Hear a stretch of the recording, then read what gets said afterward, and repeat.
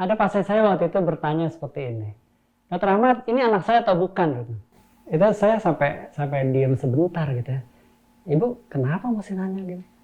Iya dok, ini saya dicurigain hamil ini bukan anak saya. Saya harus tes DNA. Ibu tahu nggak tes DNA itu apa kira-kira? Nggak tahu sih dok. Iya, terang aja DNA. DNA itu apa segala macam sih juga nggak tahu gitu ya. Jadi kalau memang tes DNA gitu ya, DNA itu kan komponen terkecil dari, jadi kalau manusia dipotong-potong kayak gitu itu jadi satu sel. Selnya saya potong lagi ya, jadi inti sel. Inti sel saya potong lagi ya, ada kromosom. Kromosomnya saya potong lagi, ada DNA segala macam itu kan. Berarti kan unsur-unsur genetik yang ada di dalam sel. Kalau di dalam manusia, ya dalam tubuh manusia.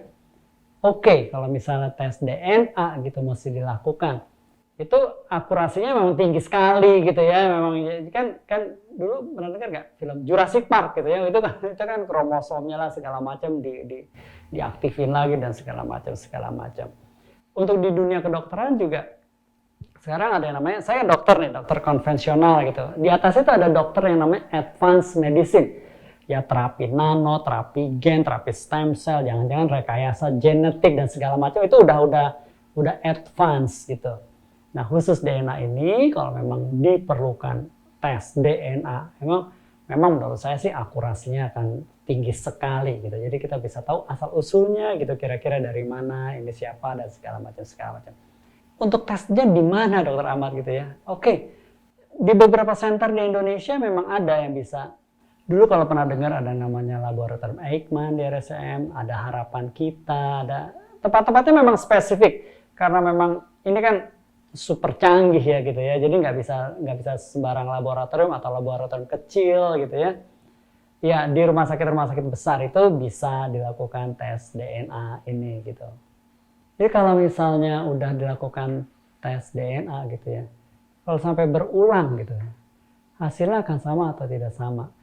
Tes DNA ini very spesifik gitu ya, hasilnya mesti sama dong gitu kira-kira orang manusia gitu. Kalau misalnya nggak cocok ini dites di tempat lain, hasilnya bisa beda, nggak bisa, nggak mungkin itu pasti sama. Ya kalau nggak, ya misalnya kalau kita bisa periksa HB gitu ya, periksa HB di laboratorium ini berapa, bisa beda-beda gitu semua.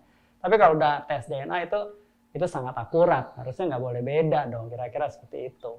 Apa yang harus dipersiapkan gitu kalau tes DNA gitu ya? Saya mau bilang kayak gini ya, misalnya ya, tes DNA kalau yang mesti disiapin apa gitu? Siap nggak menerima hasilnya gitu? Siap dulu apa enggak gitu ya? Jangan sampai begitu hasilnya keluar tidak siap pula gitu. Nah ini ya yang paling mesti disiapkan adalah menurut saya sih mentalnya ya gitu ya, mentalnya disiapkan dulu gitu ya.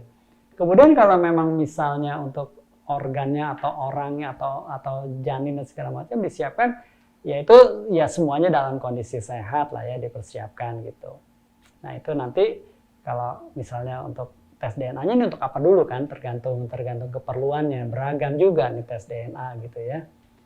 Itu ya disiapin semuanya yang mau dicek, ini misalnya tes DNA untuk siapa, untuk membuktikan bayinya siapa, ya ibunya ya bapaknya ya janinnya diperiksain semuanya gitu kira-kira.